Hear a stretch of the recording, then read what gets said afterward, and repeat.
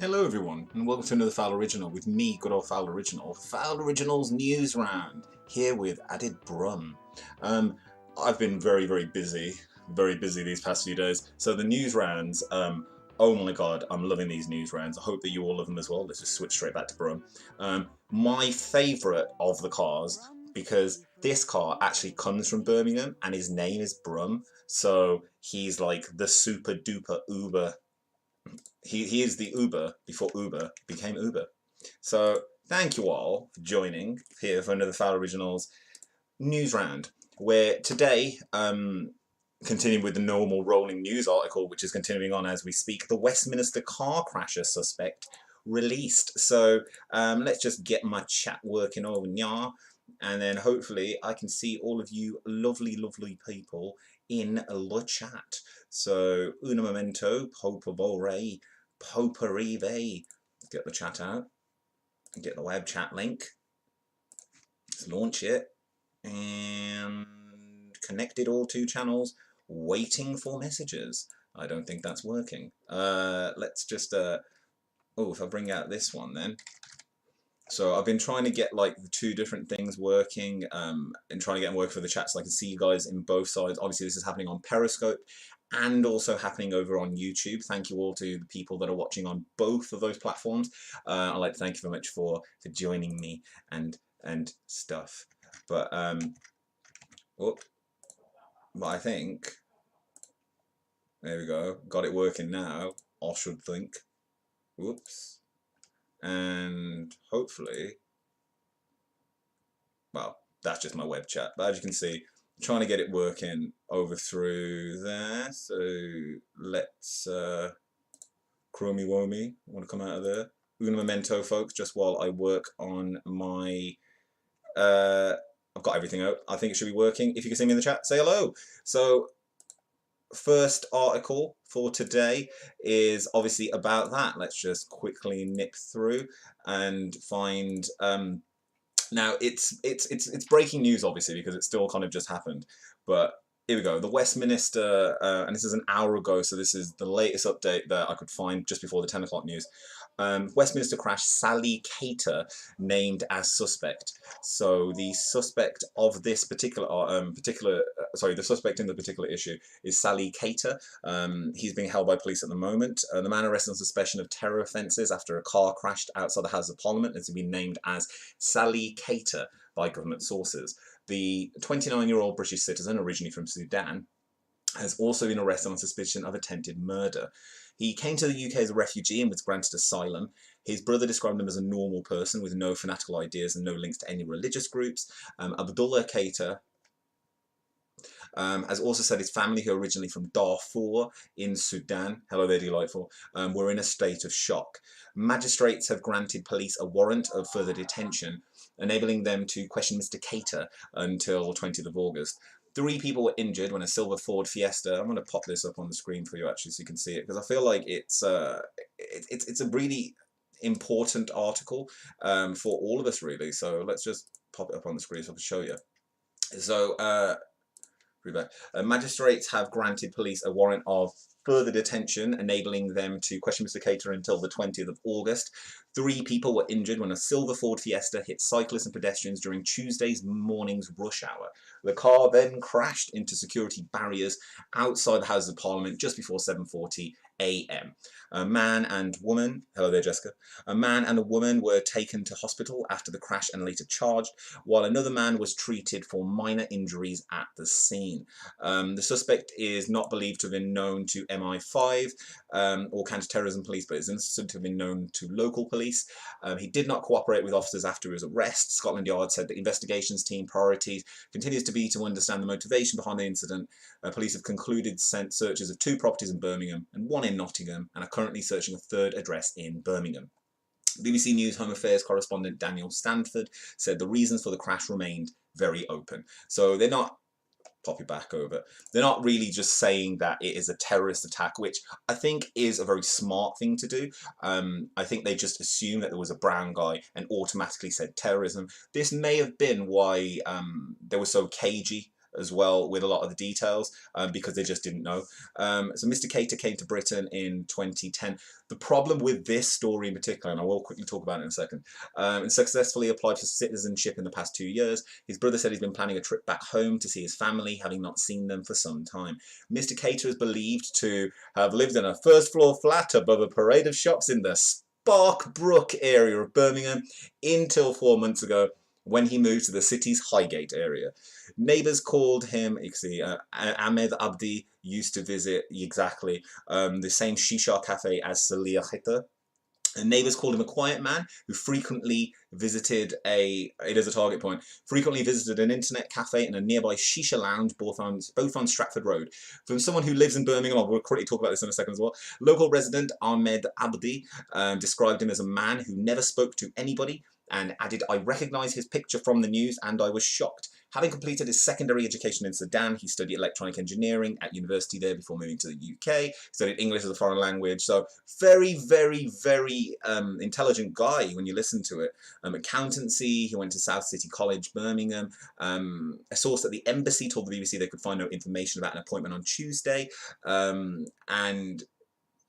Birmingham Central Mosque said its inquiries with the community found he did not worship at the mosque and it showed no signs of radicalisation. In a CV seen by the BBC, Mr. Cater described himself as a hard-working, honest and polite individual, and mature and responsible with the ability to stay calm in high pressurised situations. It says he worked in Libya for 2 years as a farm labourer. CV says that he spent some time as a security guard in Nottingham. It's understood Mr. Cater did obtain an SIA badge, so he was a bouncer. Number of witnesses said the car was travelling westbound in Parliament Square, appeared to deliberately hit members of the public as it swerved the opposite line. We've seen the footage from yesterday. The car, and we already know the car was driven from London to London from Birmingham the night before. We already kind of know all of this information, which is that it came in the middle of the night and they slept in the car. Mayor of this is good. Mayor of London Sadiq Khan said he was in favour of more security measures being introduced into Parliament Square and around London. And it's just I mean, as I spoke about it yesterday, the main thing to take away from this is it kind of helps 2 agendas, and I want to just briefly touch upon it. The Stratford Road area of Birmingham is a very multicultural area. It tends to be inhabited by the newest refugees that have come over from another country. For example, my history long time ago, my family would have been hanging around on Stratford Road. There would have been businesses that would have sprung up from that interconnected community. When you go down Stratford Road, you see internet cafes and stuff, and they're less of an internet cafe and more of a community meeting place. So this is going to be really, really bad news for that area. I mean, the fact that he didn't go to a mosque doesn't really say anything in particular. The fact that radicalization wasn't seen. It is a great area. Like, it really, really is a great area. And I love the fact that it is that melting pot, but it's really, really not going to help tensions potentially within that area. I've spoken to, personally, strawman argument, I've spoken to white people from the 50s and 60s and 70s that have been in the UK, and they were talking about going down Stratford Road and how they felt marginalised and the minority. Doesn't really help, and I feel that that community will get a lot more insular as this goes on. And it's just a shame, really, that it happened, because it's going to put a magnifying glass on that area now where it probably didn't require it, and potentially you know, mistrust in the police. I think that there's going to be a massive police force out there that will generally be patrolling more than it already does. And it's a shame. It's a real shame. It's a real shame. And it's a shame to kind of prove a point as well, the point that Boris Johnson is trying to prove, and a lot of not all, but the residents need to ensure the soul of the place never changes. Exactly. Because the place is beautiful. It's very, very inclusive. And I don't want it to lose that. So that's that story. Now, as I've been running about, not really ready for the show, I've been prepping the show on the way, but I haven't been able to get all of the visuals up. So I'm gonna just, as I said, and I did yesterday as well. Hello there, Mark Gellan. How you doing? I'm gonna quickly and speedily and smoothly slip into in other news. So in other news today. Lots of in other news actually. Let's just check what I've. Oh, there we go. So in other news today, I got loads of stories actually. Let's just quickly crack through them. So first from the BBC.co.uk. Let's just get this article up for you. BBC.co.uk. New Zealand bans sales of homes to foreigners. New Zealand is facing a housing affordability crisis. New Zealand's parliament has banned many foreigners from buying existing homes in the country, a move aimed at making properties more affordable. The ban only applies to non-residents. Australians and Singaporeans are exempt because of free trade deals. New Zealand is facing a housing affordability crisis, which has left some ownership out of reach for many. Low interest rates, limited housing stock and immigration have driven up prices in recent years. Is it a total ban?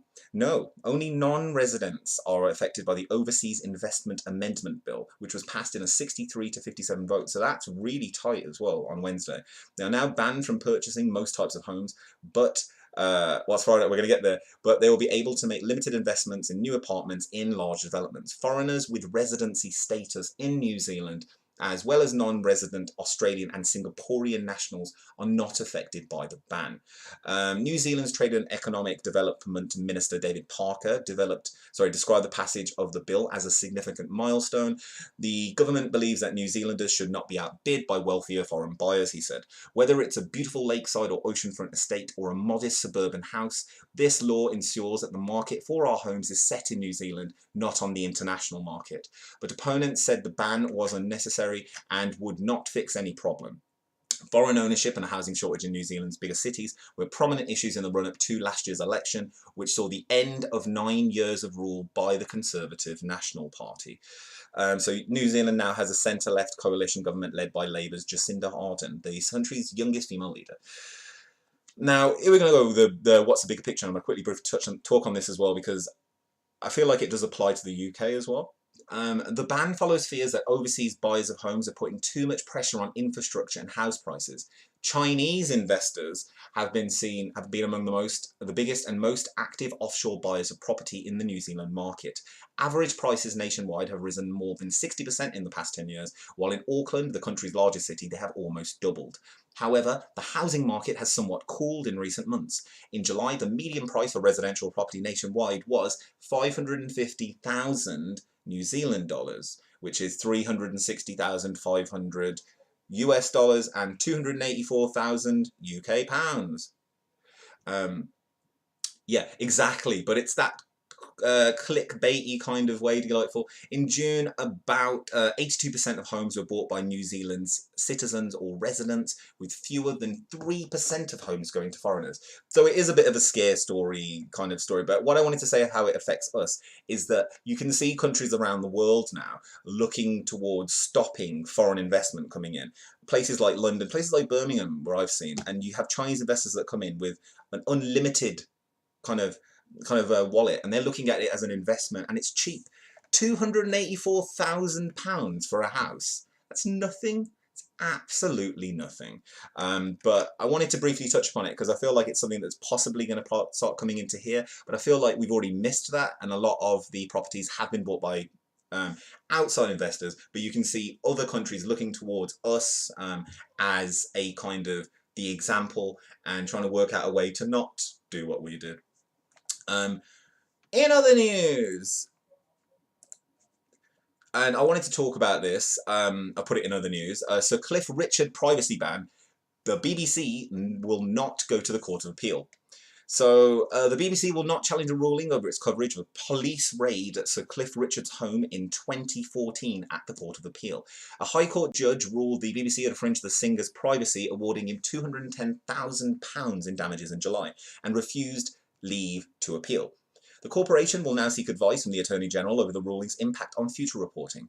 There is a fundamental principle of press freedom at stake, the BBC said. Well, it's all right, just take him a cup of tea and it'll be fine. A spokesperson for Sir Cliff said he welcomed the BBC's decision, adding that he hopes, and it is social cleansing, isn't it? Gentrification is what they call it, delightful gentrification. A spokesperson for Sir Cliff said he welcomed the BBC's decision, adding that he hopes that outstanding issues can be resolved quickly. Sir Cliff was never arrested or charged in the police investigation. It followed an allegation made by a man who claimed he was sexually assaulted as a child by Sir Cliff at an event at Sheffield United's Bramall Lane Stadium in 1985. The BBC has apologised to Sir Cliff for the distress caused by its coverage, but originally wanted permission to appeal, arguing the court judgment could threaten press freedom. And I totally see where they're going with that. After considering the rejection of its High Court appeal application, the broadcaster has decided not to go directly to the Court of Appeal. The BBC said appealing would be an expensive legal cul-de-sac and one that would simply prolong Sir Cliff's distress. I kind of want to just stop there because there's a lot going on here within this story. He included that the BBC's coverage, which involved a helicopter filming the search at Sir Cliff's Berkshire home, had been a very serious invasion of privacy. Now, yeah, so if we cast our minds back to 2014 when this actually happened, and you remember like the news in general. The news in general was that, whoops, I was showing the back end here. Oh, the news forgot that I was here. The news in general in 2014 was really pushed. I'm going to put his face on screen because I think that's probably the best way to look at this. In 2014, the news, who leaked into the press exactly, in 2014, there was the whole U-Tree situation.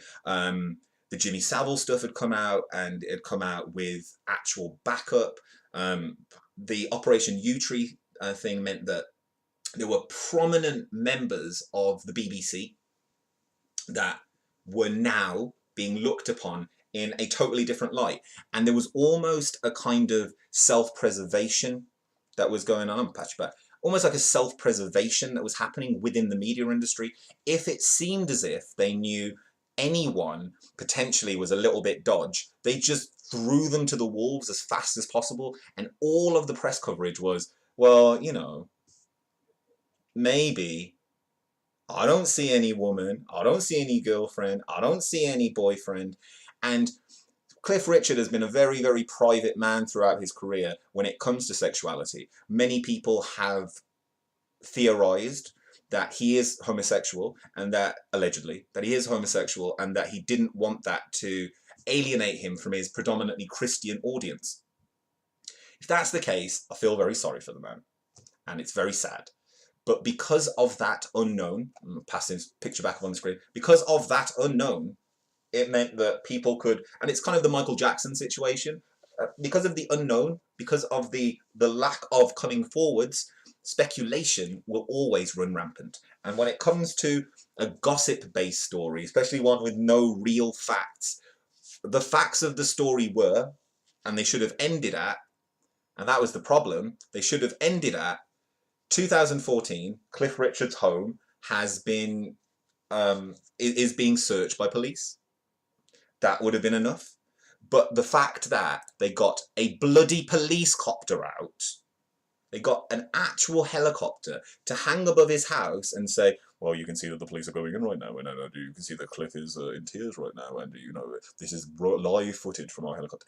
That's terrible. And for stories like this, I feel like that whole tarring the brush, you know, Cliff Richard is still Cliff Richard, but that's only because it's like, oh, well, I've never seen any kind of sexual activity from him whatsoever, or any kind of anything which would say, oh, he likes her, oh, he likes him.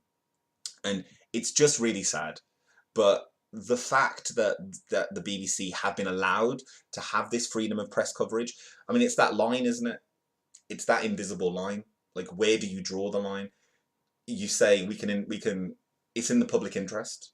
At that time, especially, you can see that it was the BBC, as I said, in self-preservation mode. A lot of these accusations were coming from people that worked within the BBC in the 70s and the 80s, and any single like Tony Blackburn, all of those people, hello there Sands, all of those people, and he just happened to be another name in there, and he was probably just getting, as I said, accusations came out. I don't want to say if it was true or not, but the fact that there aren't any, but the helicopters take a while to arrange, so someone leaked it. Someone probably did. Someone probably did. And that's what I'm saying. In that time period, you could probably see like housemaids, barbers, drivers, all getting ready to get their pound of flesh and be like, oh yes, well I drove Cliff to many an orgy. You know, they're all ready to do it. Someone's leaked it, they've been paid off, and the helicopter's out there. But that's that story, and I wanted to briefly touch upon it. But in other news, oh, that's the same one. In other news, children at risk of robot influence. The forget peer pressure. Future generations are more likely to be influenced by robots. A study suggests. The research conducted at the University of Plymouth found that while adults were not swayed by robots, children were. The fact that children tend to trust robots without question raised ethical issues. Oh, haven't even switched over. Raised ethical issues. Where are we? Ethical issues as the machines became more pervasive, said researchers. They call for the robotics community to build in safeguards for children. Those taking part in the study completed a simple test known as the ASH paradigm, which involved finding two lines that matched in length. Known as the conformity experiment, so this is an experiment which is done within the scientific community within psychology, and there's several of these experiments which are done where they want to see how group pressure can affect people, and they've done this study for conformity by having people wearing uniforms, etc., etc., etc. But seeing this done with technology is quite interesting. The test has historically found that people tend to agree with their peers, even if individually they're given a different answer. It's that whole thing of, if your friend jumped off a cliff, would you jump off a cliff with them? Like, if everybody looked at a picture and said, is that guy black? But he's obviously white, and everybody in the group says yes, your own opinion may now be drowned out, and to keep going on and to keep social norms continuing, you probably go, yeah, he is. So when they did these ones before, they would have someone in the group plants that had incorrect information. They tried to see how many they could sway within the group, who were the actual people that were being, studied. Anyway, in this case, the peers were robots. When children aged 7 to 9 were alone in the room, they scored an average of 87% on the test. Let's show you one of these robots, because I think like this, I'd say yes to this robot. I believe this robot. In this case, peers were robots. When children aged 7 to 9 were alone in the room, they scored an average of 87% on the test. But when the robots joined them, their scores dropped to 75% on average. Of the wrong answers, 74% matched those of the robots. Professor of robotics Tony Belpamer, who led the research, said, people often follow the opinions of others, and we've known for a long time that it's hard to resist taking over views and opinions of people around us. We know this as conformity, but as robots will soon be found in the home and workplace, we were wondering if people would conform to robots. What our results show is that adults do not conform to what the robots are saying. But when we did the experiment with children, they did. It shows children can perhaps have more of an affinity with robots than adults, which does pose the question, what if robots were to suggest, for example, what products to buy or what to think? The conclusion, children increasingly yielded to social pressure exerted by a group of robots. However, adults resisted being influenced by our robots. The researchers said there needed to be further discussions about protective measures to minimise the risk to children, but not adults, but false information is true. The implication for the planned commercial exploitation of robots for childminding and teaching is problematic. But he added one missing component from the studies was testing the children with a voice from a computer. This means that we can't tell if the effect has anything to do with the robots or just the voices played through them. Saw this, I disagree. I don't think it's about conformity. It's about their favourite computers. I mean, that's what it is, isn't it? I mean, I've got a little thing over there which I speak to every now and then, and it tells me stuff. I think it's very similar to us trusting stuff like the device I have behind me over there, the Amazon device.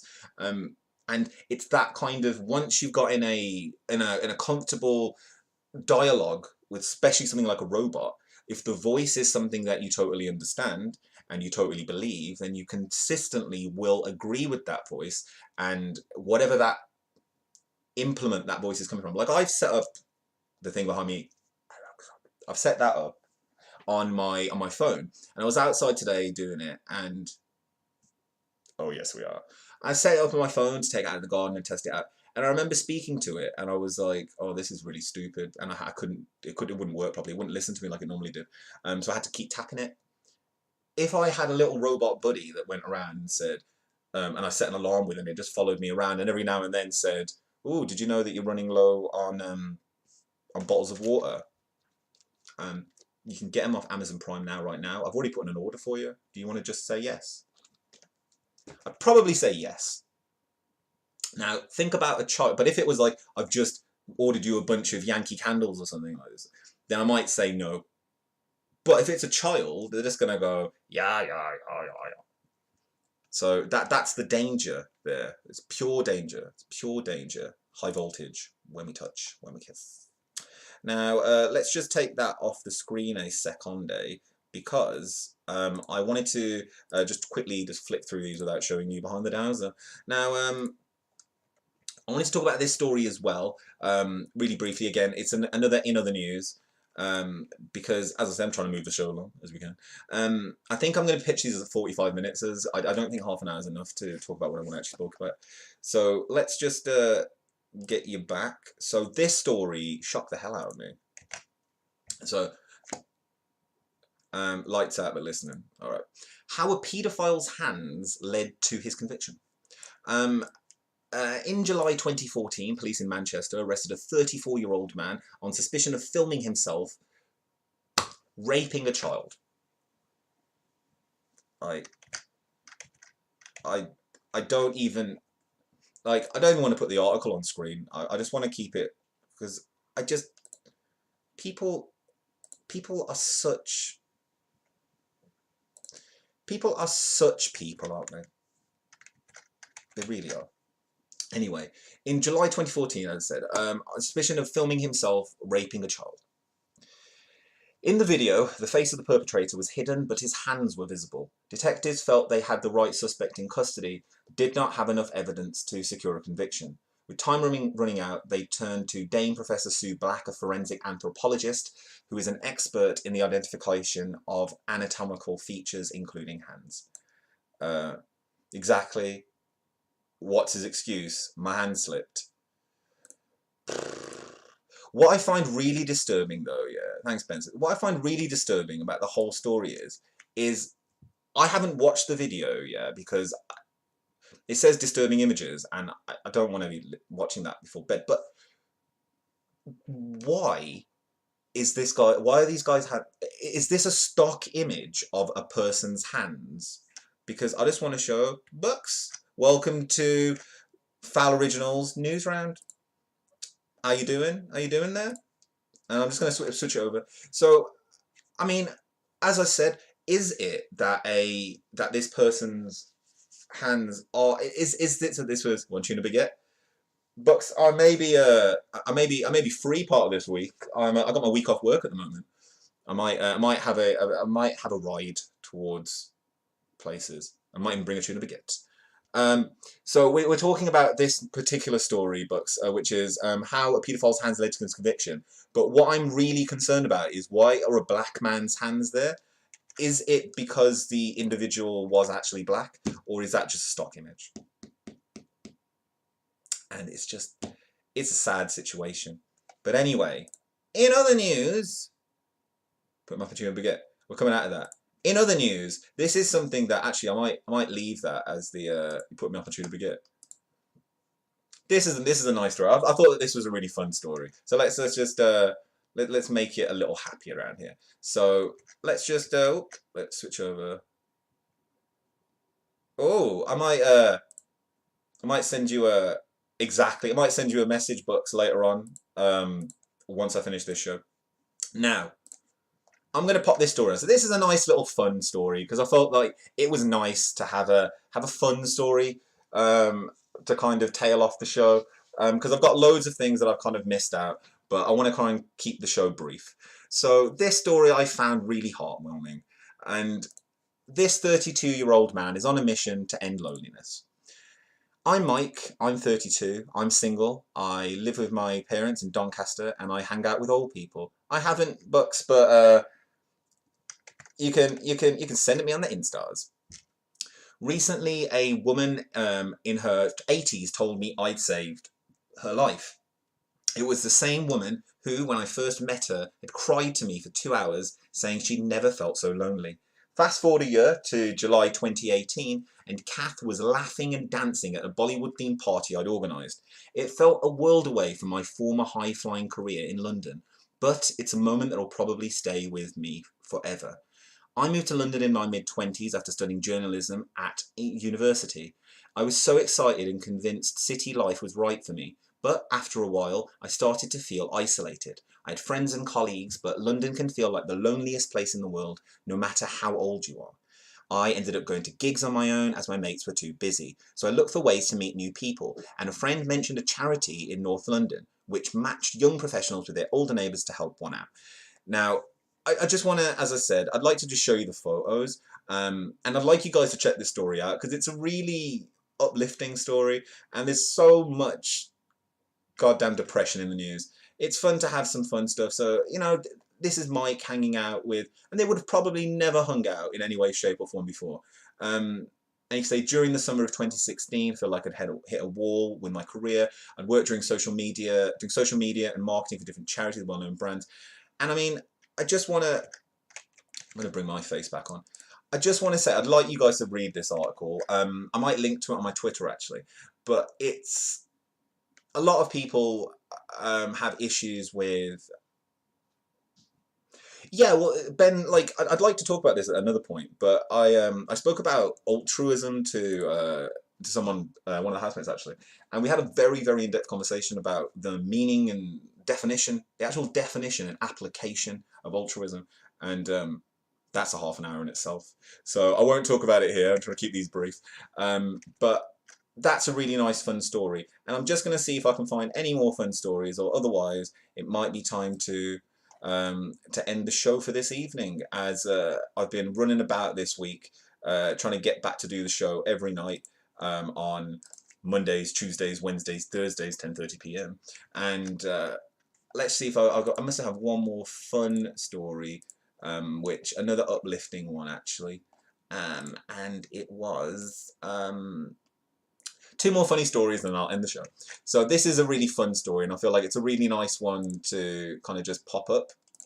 So amateur golfer hits 3 holes in 1 to defend club title, doubling her career total. It's a moment that, if you're lucky, might happen once in a lifetime. There's a guy at work who is a massive golfer, and I'm sure that he will be telling me about this when I get back into work on Tuesday. So it's a moment that, if you're lucky, Ali Gibb achieved a remarkable feat at Crowhamhurst Golf Club in South Croydon, Surrey, and it was not the first time she had scored a hole-in-one either. Today was just a weird day. It was very, very strange. On my card I had 9. I don't really know a lot about golf, but I know that getting a hole-in-one's a good thing, and you know, 3 holes in 1. 3 holes in 1. I was going to make a joke then, but we're on YouTube as well, so let's not make that joke. But yeah, it's really, really fun. And then our last fun story for the evening is this story, and I love this story, and I'm gonna end on this story, which is, it's crazy. So Jet2 plane, and I read about this earlier on yesterday, and I was trying to put it onto the format for tonight, and like last night even, but I just couldn't fit it on. Jet2 plane divert row couple carried on Gran Canaria holiday. A couple whose foul-mouthed argument led an aircraft to be diverted carried on a holiday after sleeping a night on airport benches, a court heard. Ronald Saintville, 53, and Pauline Gordon, 66, were removed from Jet2's stance. I want to show you guys the picture. Just pop it over. Jet 2, so here we go. Jet 2, the couple of removed from Jet 2 Stansted to Las Palmas flight in Faro after the mid-air row in July 2017, Chelmsford Crown Court was told. Jet 2 has since sent letters demanding compensation, the jury was told. The couple of Stratford Road, Stratford, deny endangering an aircraft. After the couple, who are still together, this is just another funny story in the life of Ronald and Pauline. I'd like to call them Ronnie and Paulie. So in the life of Ronnie and Paulie, just another one of their little spats. Great time had by all. Jet 2 has since sent letters demanding compensation, the jury was told. The couple of Stewart Road, Stratford, deny endangering an aircraft. After the couple, who are still together, spent the night in the Portuguese airport, Ms. Gordon, oh, they're living in sin. Oh, I see. After the couple, Ms. Gordon called family members who helped her book a flight back to Gatwick and another out to Gran Canaria the next day to continue with their holiday. The jury heard the couple began arguing after Mr. Saintville refused to tell his partner who he had been texting. After the row, Mr. Saintville had asked for money to buy a drink from Ms. Gordon and had taken her handbag, leading to a struggle when she said no. Ms. Gordon, who paid for the all-inclusive holiday as a birthday treat, told the court she had been annoyed when she found out Mr. Saintville was texting another woman, whom she had thought was just a friend. Oh, baby, you got what I need when he says you just a friend. Now, she said, he told me she had his passport, and when he went to collect it, she said, why are you going on holiday with your other woman? Which I thought was funny, but she said neither of them had been aggressive during the argument. And after she got her bag back after a tussle, such a funny article. After a tussle, they both calmed down. Giving evidence, Mr. Saintville said he had made no threats of violence towards Ms. Gordon, and the argument had only lasted a few minutes. I couldn't see any need to divert the flight, he told the court. Ms. Gordon added, the holiday was okay, but Ronald kept texting that woman and he didn't want to go out anywhere. He said it was too hot. The trial continues. The classic British argument, yeah. The classic British argument. Oh, we were arguing about this other woman, and we continued to argue throughout the holiday. And then he didn't even go out. He kept saying it was too hot in Gran Canaria. So thank you for joining me for another Fowl Originals news round with all the news that I feel is funny enough to talk about, hopefully, and hope that you enjoyed it. As we do with every episode, we are now going to end with with one of my classic endings. So let's just whoops-a-doodle. Let's just, as I said, I'm doing a few things at the moment. I'm going to work on trying streamlining this process, but for now, please bear with me. So let us get today's ending. So I've got this as well, so we don't hear the ultimate loop. Now, I wanted to end it with this today because I felt that. Oh, let's put that on. I wanted to end it with this because I think it's a. Oh, are we there? Skip the ad. And I think, there we go. I'm going to end it with this, and as I always do, we will have a little chat-ski as I do. So, now, thank you all for joining the show this evening. I have been very, very pleased with the people coming back, and we've been getting some massive views on Twitter. Hundreds of people are watching Fowl Originals news round. If you haven't already, then please can you subscribe to the YouTube channel and check me out on YouTube. Please share this, like it, all that business, and make me happy. You can also go to fowloriginal.com/support to help support the channel in those ways. Obviously follow my Instagram to watch my food.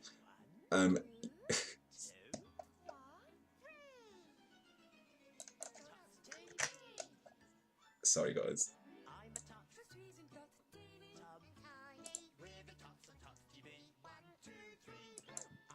Now, sorry, I love this show. I used to love this show when I was a kid. So as we end with Tots TV, as I said, I'd like to say thank you very, very much for everyone that has that has helped get the word out for this channel. I'm really happy to be doing this on a regular basis again. Any kind of changes you want, if you want to send me news stories, you can send them from my Twitter or my Instagram. I'll be trying to check my Snapchat a bit more as well now, and you can see the business card, you know, all that stuff. If you want to watch the live weekly wrestling recap, that will be happening on Sunday and on Saturday for NXT TakeOver Brooklyn 4 and also for SummerSlam. And yeah, thank you every single one of you for coming out. Thank you. And I hope to join you tomorrow for a bumper edition, the hour-long proper episode where we talk about loads of stuff. Thank you very much. Au revoir. This has been Fowl Originals.